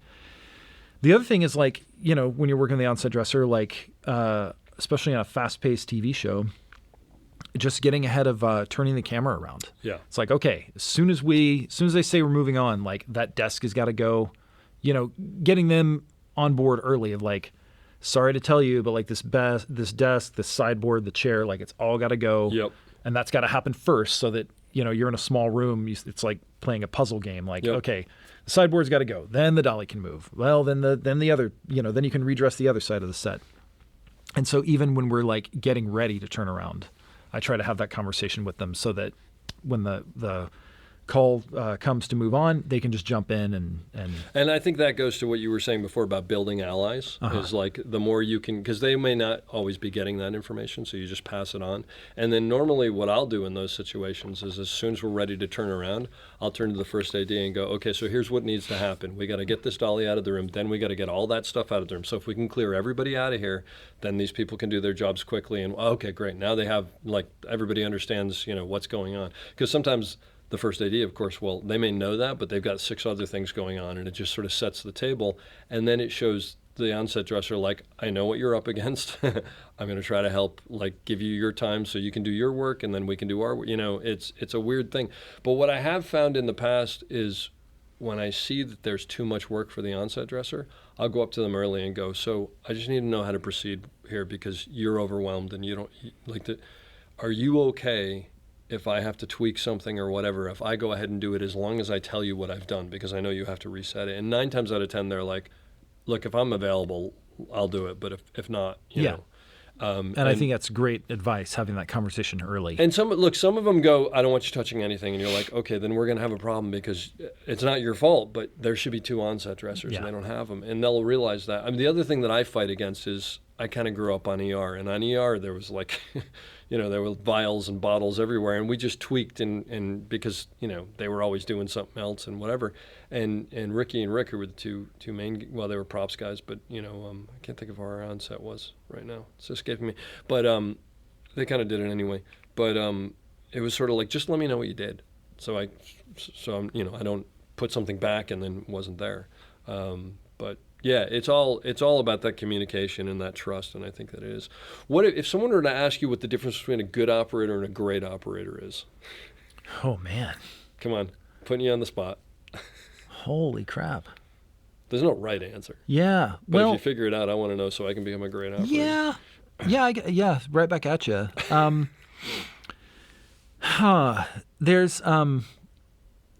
There's definitely the technical side of what we do, Granted. Everybody's got to be able to, hop on the wheels and, nail a tilt up or whatever you have to do. The gnarliest one of the worst sounding notes I ever heard from a DP talking about another operator. Was I was like, oh, you worked with so and so. How was it? Oh, he was good, and the Steadicam shots were okay, but like the instincts aren't there. And I'm like, ooh, that's a rough one. That's way. I'd rather you'd be like, yeah, your horizon's all over the place, than like the instincts aren't there. But I think there's a part of it. There's that like unknowable thing of like the speed of a pan and how you're like feathering off the end of a pan to like settle into something based on the emotional volume of the scene. You know what I mean? Like understanding it. I feel like I'm talking in circles, but like for me, what I sort of look up to and the ideal that I'm always striving for is like, how well can I understand the material and be part of the vision that the director is trying to bring to life? It's storytelling, right? It's understanding storytelling. I'll tell you one of the worst things I ever heard. I hope these weren't about me. No. I heard a director say about a DP one time, there's no storytelling in his camera work. Oof. Like can light a pretty picture, but that there was no storytelling like because they operated their own camera. And I'm like, woof, like that is a rough thing to, No, it's absolutely, I mean, hopefully it's not accurate, but that is, but look, it comes down to, and I say this about dolly grips, I'll say this about camera operators, I'll say this about focus pullers. If you can land a frame, that's what's expected. I think what's more important is understanding why you're landing the frame. 100%. Or why you're landing the frame that you're landing. 100%. And it's the same thing with the dolly. You can move to A to B, I expect that. I need you to understand why you're moving from A to B. And that has to do with timing, that has to do with speed, that has to do with intention. I mean, all that weird stuff. Yeah. But I think we have to make, we're part of this machine where we have to make people feel something. Yeah. So whether they're laughing or crying or whatever it is, like, and if there's no emotion there, it's a zero, right? So like you're saying, it's like understanding so that everything is happening with intention. Yeah. And sometimes it's chaotic. Sometimes it's a handheld camera and we're running backwards and we don't really know what's happening, but like even that achieves like an emotional response. I don't know if I'm making sense. No, that's dead on. I did a show years ago that I won't name with a director that I'm also not going to name, who was a very big feature director who had come into this TV show and was just like, Mr. blah, blah, blah, blah, blah. And I was day playing. I was B camera, steady cam for someone, I don't remember what. And it was 3 people sitting around a campfire. And A camera had this wide shot. And I said, what do you want from B camera? And the DP was like, just whatever this guy wants. And I went over and I said, you want something from B camera? He's like, nah, I don't care. I'm not going to use it. You shoot whatever you want. And I went over to the DP and I said, am I cool to see everybody? And he goes, yeah, it's fire. So I went over to the AC and I said, okay, here's the deal. On this line, we're going to start here, and then I'm going to ease over and we'll find that person, then come back, and when he lifts this, we'll go for just set something up, because it was like, whatever. And we did it, and the director came over to me afterwards and he said, that was really cool. And I said, oh, thanks. And he goes, but the interesting thing is you weren't following the dialogue. Like, you weren't always looking at who was talking. And I was like, yeah, because like there were other things going on. And he goes, yeah, that was the cool part. And I remember thinking like, oh my God, why are you a big director? But he clearly was sort of like head scratching of why we made the choices. And I'm like, because that's where the story is. Yeah. But anyway, whatever. It was, that's the thing you do, is you try to just find the story. Right? Yeah. And you're constantly, especially as a B camera operator, you're trying to go like. Well, B camera can be super fun. I mean, especially when sometimes you're in the corner on a long lens, but even that is like, hey, look at what we found. Here's this cool unexpected thing that, My favorite thing in the world is, as an A camera operator, to be setting up some unbelievably massive shot and then look at what the B camera operator is doing and going, why? I don't even think I should roll. Yeah. Like, that's the shot right there. And as the B camera operator, it's the greatest thing, because like everybody's focusing on something else and you're like, we're just going to slide in here and grab this tasty little bit right here. Yeah. And it's fantastic, because it ends up like you've just elevated the show. Yeah. I mean, that's what it's all about. It's great. And I've definitely, especially in comedy, done my fair share of, I don't want to say it's like red and blue camera, but where like you're cross covering and A has like a slight, if it comes down to I can see your matte box, well, I can see your matte box too, bro. It's like, okay, well, as the A guy, I can say, all right, scoot to your right, But other than that, it's like we're basically on an even playing field. I've done shows like that, and in a scenario like that, like that's so important that you and the other operator are on the same page and you're not, at each other's throats. Do you find that there's stuff that's Crazy Ex-Girlfriend versus the Last of Us, two totally different shows, two totally different styles? Do you find that there's stuff that only applies to one and only applies to the other, or is it still all the same sort of like toolbox that you're pulling from? No, there's definitely stuff that only applies to one or the other. I mean, I think just like working in comedy and especially visual comedy, where like the timing of a camera movement or the timing of a pan is absolutely going to like make or break a joke.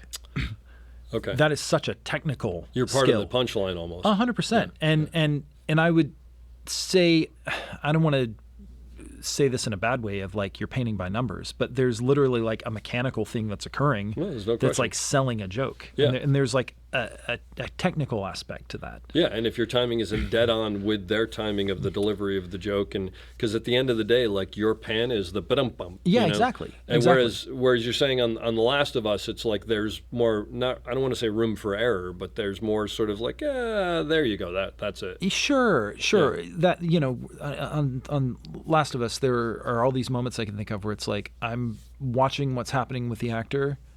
I'm handheld. Oh my God, we didn't even talk about it. Like I'm gonna start pushing in. Like I need to just lean in 6 inches, and I know the focus puller's like there, and he's ready to respond Because the moment just calls for it. Yeah. I there's a totally different skill set I think I used on Barry, because that show is one of the funniest things I've ever seen on TV, but also had some, like, especially in season 4, had some like devastatingly dramatic, oh my God, gut-wrenching moments. And by the way, Barry, every episode of that is like film school. I think so too. Bill Hader has got to be one of the most impressive filmmakers I've ever seen, because from what I understand from Don is that he's an auteur. I mean, it's his show. He's definitely operating at like a genius level. Yeah. Like he'll come in and be like, okay, I want to do this. Here's this 4-shot of these guys talking. We'll just get a 2-shot of these two on the other side of the room. Yeah. Don't you need to cut to the other two across the desk? No, I'm never going to use it. Never going to use it. So he sees it ahead of time. He's a visual guy, obviously. 100%. And my sort of revelation working on that was like, okay, it's amazing to work with somebody like this that has such a clear picture in their head, and they're so pragmatic about what it is. It's not like precious. It's like, I had this idea for this thing. Well, that doesn't really work that way. He goes, oh, okay, well, what about this? And there's a pragmatism where he's not necessarily tied to the original idea. It's like, okay, here's something else that's in the same spirit, whether there's a wall in the way or I don't know if I'm making sense. No, absolutely. I mean, Don had such insights into that. I talked to him. He did a breakdown actually of that dolly shot inside the house. It's a remote head shot where Henry Lou Winkler and I don't know the other gentleman throw the thing through the window and come in. And I remember when I was watching that for the first time unfold, I was like, this is brilliant filmmaking. Yeah. Because of what you see on camera and what you don't see on camera and what's suggested on camera, and it's all one shot and it plays brilliantly. And honestly, that scene, which maybe I'll post in here, hopefully by then I'll have put Don's breakdown of it up, there's no other way you could tell that story as well as the way that came out. 100%. It's great. And what I'm sort of getting at is like, or what I'm trying to get at is like, yes, we have Bill for that, but also the network is invested in him, and they're giving him the mobility, the freedom to do that. Nobody's looking over his shoulder. Yeah. And what a miracle that is, in today's world. Well, and the thing that I love about that show is I watch that show, and unlike almost anything else that I've done, maybe with one or two minor exceptions, there's nobody else who could make that show and it be what it is. That is it is his mark and his vision, you know? Yeah. And it's just, the other shot that I've gone back and watched several times is there's that shot where Hank and the other guy that he's with, I forget his name. Oh, Cristobal. Yeah, Cristobal. Are getting all the bad guys together, and they're at like Chuck E. Cheese or something like that. And it's that shot in the center of the table that's panning around with them and panning around with them. Yeah, Dave and Buster's. Dave and Buster's. And then at one point, Hank gets out of sync with it, and he has to run back through the shot. The other way. And Don told me that it happened as an accident, I guess. And then they were like, we got to put that in. That's pretty funny. It is so genius. Oh, my God. The lady, like, the server shows up to ask if they want, like, jalapeno poppers. That whole sequence is... But again, the whole show is just... It's so brilliant in the way that they shoot it. What a joy to be a part of. Like, I remember actually when I saw your name, I was like, Neal gets to be a part of that. That was an amazing experience, I'm sure. It was. I definitely... I love the idea of the Steadicam being so precise that you can't tell it's not a dolly. Yeah. So that's like always what I'm striving for. And my Steadicam on Barry season 4 was definitely like an exercise in that. It's like I was warned ahead of time, like, hey, Bill's not a huge fan of Steadicam because he wants everything like locked and perfect. Yep. You know, that show is a lot of like, we're going to be locked here for like a minute, maybe 2 minutes. Then we're going to get up and move, and we're going to go across the room, and then we're going to sit down and lock for another minute. Absolutely. And the Steadicam isn't the best tool for that if you have like a remote head nearby. But then other times, like the space you're in, whatever dictates, it's like the Steadicam might be the only tool for that. And Barry was a great chance for me to like flex my precision muscles, I guess you'd say. Like, you know, I use a Volt. I have a Volt, so... On that show, I basically had it like turned up to the max. And the Volt, so anybody knows, is like a digital stabilizer thing on the Tiffin Steadicam. Yeah. That gets your horizons out of the way. Yeah. And then can also like lock in your tilt axis to an extent. And I am somebody, this is going to get into really nerdy Steadicam stuff, but like I have always loved lots and lots of hand inertia. Mm-hmm. So almost... Unless I'm doing like a bunch of whip pans, like my monitor and batteries are always like crazy spread apart. Yeah, which just basically makes everything more stable as you're walking. It's like a figure skater. You know, when they bring their arms in, they spin really fast. They throw their arms out, they slow down. It's the same kind of idea.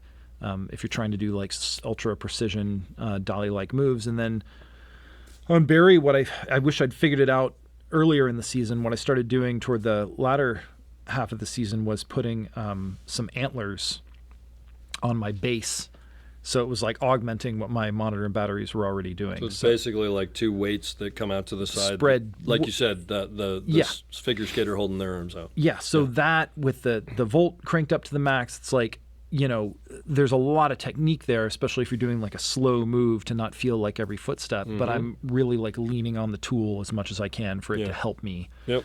And you know, I think once I like showed like a level of precision that could be achieved, we started using the Steadicam more and more in the show. Well, that's more of a kudos to you then, that you actually, you know, took someone who wasn't a fan and they said, oh, well, this is... Yeah. I mean, I'm not trying to say I know it you're as not, but kudos you should to me. take it. That's great. But and that said, my guess is there's more Steadicam in that show than I realize there is.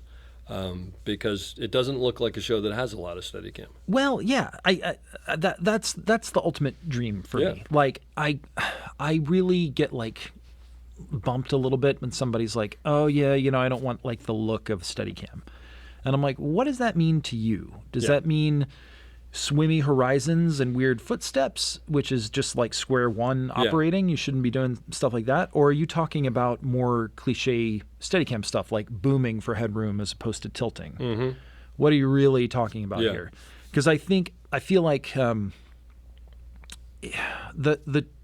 the tool was such a universal like like it's such a genius thing when Garrett first invented it in the 70s. It's like, who could have even imagined that it would have had the legs that it's had?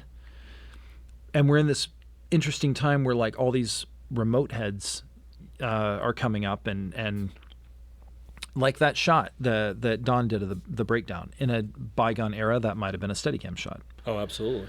So I think a lot of people are asking themselves, like, where does this tool like fit into my filmmaking, especially as things get like more sterile and more precise. Yep. And I don't know, I feel like the tool is not getting as much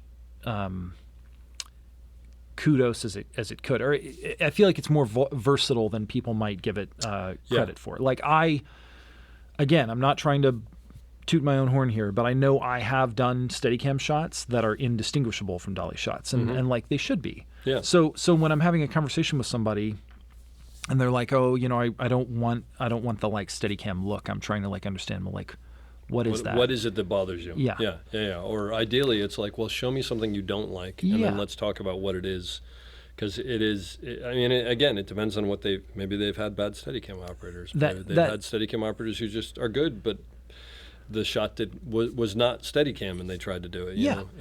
And I mean that initial supportive structure that was set up, like in the beginning, where Steadicam operators are a brotherhood, hopefully now a sisterhood as well, and we all just like support each other. Mm-hmm. The thing I sort of realized, based on what you just said, is like, if someone shows up and kills it and does like amazing Steadicam for somebody, then it's more likely that director is like going to want to use it in the future. It helps us all, right? It pays it forward, yeah. Yeah, 100%. So I think the onus is like definitely on us to support each other and try to make everyone as good and as tight as we all can be. And I think also, like you said, you talked about remote heads and whatever. I think sometimes people go like, I don't want this to be on a remote head. Let's do it on a Steadicam. Mainly because they're like, I don't want to be pushed out of my job, Yeah. And it's like, well, no, this is a really slow, purposeful shot. There's not a lot of room. I don't know what the other parameter. This is actually a better remote head shot. And there's no downside in sort of admitting that. Do you know what I mean? It's not a failing. It's like, this is not the tool for everything. 100%. It's not the perfect tool for everything, and you have to weigh everything and decide what's going on. And it's like, there are times when I've been in it where it's like, this is a remote headshot, and I go, yeah, but here's the thing. I think this actor or this actress needs they need the freedom to be able to do what they need to do, and this dolly in here with this remote head, I don't think is going to give them that. So let's sacrifice a little bit on the exact side for the ability to be free, and whatever. And which is 100%. so you have to depending factor in all that stuff. Yes. Yeah, depending on the type of story you're trying to tell and the look you're going for, and exactly. And I mean, hopefully, as camera operators, we can have a little bit of a say in what tool is being used, right? Like, okay, let's talk about the kind of shot that we're trying to achieve, and then now we can have a conversation with the key grip and the dolly grip, and like, how are we going to do this? How are we going to do this? Yep. No, absolutely. So tell me about skydiving. Why do you drop out of planes with it's a parachute, right? So it was this bucket list thing that I was always interested in, and I went and I made a tandem in 2012 just as a, let's go do this crazy thing and check off the bucket list. That's where you're like attached to someone's chest? You're strapped to a guy or gal who really knows what they're doing. It's like an adult baby Bjorn or something like that. And you have a few things you need to do to make it safe, but your level of responsibility is almost anyone can do this. Gotcha. Was it terrifying? No. It was a little like, I remember when they opened the door for the first time and we were like walking in the door, it was just this total assault on your senses. It has to be, right? All your adrenaline is firing on, your body is doing everything it can to like respond to whatever might happen. So you're, when we're hominids, we're running from a tiger. Well, I was just thinking that like there's that thing of like every sense in you has to go, I don't think this is a good idea. Well, I just remember this very strange, when we were leaning out of the airplane, it's like this hyper real, like the whole universe is in like ultra high def, like all my senses are just cranked up to the maximum. And I remember the moment we got out of the plane, I was like, oh, I have to do this. I have to like learn how to do this. Really? Yeah. And as someone who's never done this and never will do this, so you jump out of the plane. First of all, is it quiet? No. It's okay. You hear the wind going past Oh you? yeah. Or, You, okay. you lean out of the airplane. The airplane's already going like 90, 100 miles an hour. Yeah. So if you can imagine leaning your head out of a car going 100 miles an hour, Okay. and then you get out of the plane, and when you jump out of a plane, you're not really accelerating very much. Like the plane's already traveling forward Okay. close to the speed that you'll ultimately be traveling straight down. So there's a transference of motion. There's an arc that occurs. Yeah. So super loud. Yeah, in the beginning, it was more like, because I started going for my license in 2016. So it was- License means you can jump. that I'm like I can go skydive anytime with my friends. I'm not attached to anybody. I'm Gotcha. wearing my own parachute. Okay. And in the beginning, as I was working toward my license, it's like this journey of like self-actualization and discovering, okay, what can I do? Oh, I can do this too. Oh, this is a great adventure. And then over time, hundreds and hundreds of jumps later, it becomes more like about like skills building and teamwork. You're literally like flying your body. How many jumps have you done? About 800 jumps. Which sounds like a lot. No, I'm sorry. 800 jumps is a lot. It sounds like a lot, but like in the skydiving world, like over how long have I been jumping? 7 years, 8 years. It's not a lot. It's like 100 jumps a year. I'm just gonna flat out say you're wrong. It's a lot, but you can think whatever you want to think. But for people who haven't seen some of the stuff that Neal posts, you're like doing the thing where 8 people are holding on to each other and like you're having tea up in the air and crazy crap like that. Yeah, and a lot of the stuff I'm doing now. So the traditional skydiving that everybody is familiar with from movies generally, and when you're starting on skydiving, you're on your belly. You're on your belly. Yeah, meaning. call it belly flying. So like if I were to lay down on the floor face down and then sort of flex myself into an arch. Your belly to earth. Belly to earth. I see. Okay. Yeah. So that's, which is the perfect position to be in. The parachute's on your back, so you open the parachute, it comes right out. So whatever you're doing on a skydive, you always end up on your belly at the end to let the parachute out. Okay. But what I'm more interested in is this much more technical type of body flight called free flying, where we're vertical, so we're operating at much higher wind speeds. Meaning your feet are straight down and your head is straight up? Yeah, so we're either head up, Or like one or the with other. our feet are straight down, or we're head down. I see. where As we're- opposed to flat to the earth. You're Exactly. pinpoint to the earth. Exactly. Okay. So, on your belly, the speeds you're operating at might be 120, 130 miles per hour, maybe. Yeah. Head down, it could be 180, 200. Oh my gosh. The speeds go way up. But if you Can you tell the difference between Oh, that? yeah. Oh, yeah. really? Oh, yeah. And So- and you know that I mean, this is ridiculous, but like you know that you're falling. Like do you have a sense that you're falling through? No. Okay, that's what I was wondering because the ground is so far away. It's like Google Maps. Yeah, exactly. Yeah. And you really don't get the pit in your stomach very much because of the acceleration thing I was describing. Yeah. So if you ever, I encourage everybody not to necessarily jump out of a plane, but if you can ever go to a wind tunnel, an indoor skydiving wind tunnel, Those things look pretty cool. Actually. it's amazing. Yeah. And that's where we like learn all of our techniques. Oh, that's to where you take to the practice. sky. Okay. Because like learning to fly head down, it's not something you're gonna learn to do really in the sky. It'll take you like thousands and thousands of skydives. It seems mildly unnatural. It's super weird. It's Yeah. super weird. And the reason, I wanted to even maybe talk about it in a camera operating podcast is, in a way, it has really improved my camera operating, Really? especially when it comes to remembering choreography.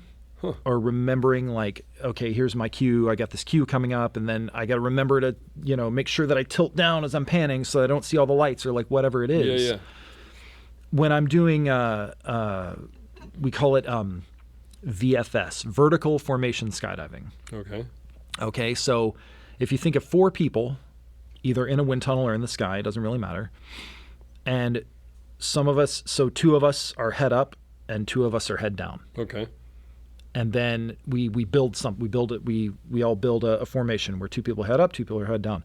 and then we transition where the head up people go head down. All together, you're saying, because you're holding on to each other or something like that. Or maybe we let go of those grips, Yeah. and like the head up people transition to head down, and the head down people transition to head up, and then we build it again. And it's fast. You're going like head up, head down, head up, head down. So when you're in a wind tunnel, especially when you're starting out with this, it is bizarre because if like,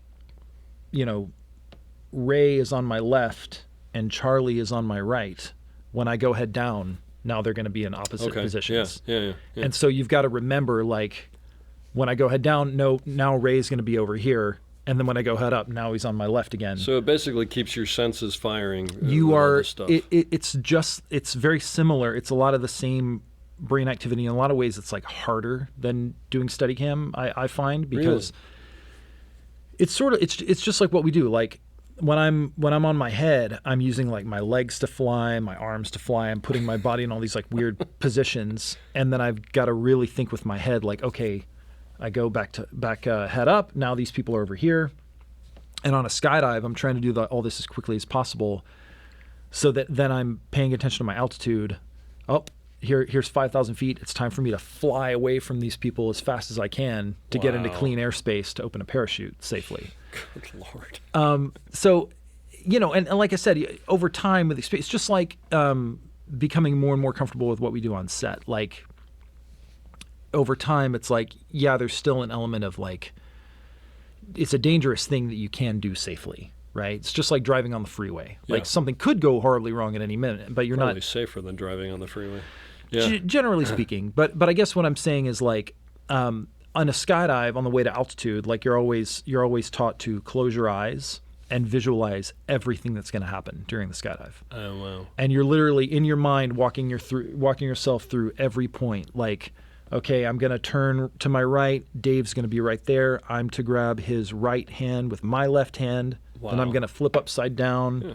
And this person's going to be right in front of me at that point. Yeah, which is what you do in between shots, right? You walk through. Yes. What can I do better? What did I do wrong? Yeah, and it sounds crazy to I feel like to some people, to like newer operators to describe this, but I am a huge fan of like closing my eyes and like visualizing every point of the shot. Yeah, no, I don't know that I close my eyes, but mentally I walk through. And if I do big shots, I will almost always hand off the rig and walk backwards through the shot, because the things that I've recently done are the things that I remember the most, and then as I turn a corner, I'll go, oh God, that's right, that door frame, I want to hold on to that door This frame. is great. This is great advice. Oh, really? Oh man, because so many times, like, I will, as I'm doing especially a long complex shot, be like, note. I'll be like taking it. I want to fix that. Want to turn that picture frame a little bit. And then by the time I walk back to number one, I've forgotten it all. I've forgotten it all. And then I notice it again when we're shooting it. I've forgotten it all the second that I finish the shot, but that's why I walk back through, because visually, backwards. And we're all visual people, I go, oh God, that's right, that doorway there, I forgot that. And but I do know what you mean. It's like, because when I don't do that or when I miss something, I'll go take 9, and it's like, oh, that's the door frame that I didn't want to hit again. Yeah. That I just hit again. Yeah. But it's like, if you know the shot and the dialogue and everything that's going to happen, if you've visualized it in your head, like everything falling into place perfectly, and you know it in and out, like everything that's supposed to happen. Yep. I sort of think of it as like when you're watching live theater. Like, sometimes they'll drop a line and we, the audience, don't even know. Yep. They know how to respond and roll with it and fix it. And it's like, if we, as a camera operator, as a part of the dance, if something doesn't quite work, we are all the more ready to respond to it because we know what's supposed to happen. So perfect. Yeah, I would say, it's as crazy as it sounds, sort of the visual and body awareness nature of skydiving have in a weird way sort of informed my camera operating. Sounds weird to say, but there it is. Hey, it is whatever works for you. I'm not going to try it, though. Well, Neal, thank you so much. This has been really fantastic. It's been great talking to you. It took me a while to get you in here, but I'm glad I did. And I'm going to leave you with the question that I leave everybody, which is, new operator, someone who's just starting into operating, a young filmmaker, Neal Bryant when he was 20 and just barely in the union versus Neal Bryant now. What advice for success would you pass on? Boy, reading the room is a big one. I've been really lucky to be able to watch people that I really admired work and sort of, sponge off of that. So the whole thing of like learning to work with people and being cool under pressure. It's like the thing I kind of learned early on is like you can be great at your job, but if people don't like being with you for 14 hours, you're going to have a really hard time. So I think being as like, open and willing to learn is definitely going to pay dividends for you. I wish someone had told me to learn remote head stuff sooner, because I really started working on that when I knew that my A-camera career was going to take off. But I'm like, if I had had years of practice on wheels and remotes the way I had years of practice on Steadicam before I was given that opportunity, what an easier time I would have had. So I think the more you can get involved with like different workshops. I know the SOC has amazing, crane workshops and things. People generally like want to help you, or at least I would say in my experience, people almost always wanted to help me. If I ask someone for advice or ask someone for their time, they almost always want to give it to you. And I think that's like an amazing thing about our industry, and particularly about operating, is like people love to discuss how they did something or why they did something. So if you can put yourself out there, I think there's a wonderful like community waiting for you. I hope you enjoyed that as much as I did. We'll be back soon with another great episode. Don't forget to check us out on theop.io for all sorts of information on operating and storytelling. So thanks for listening and have a great day.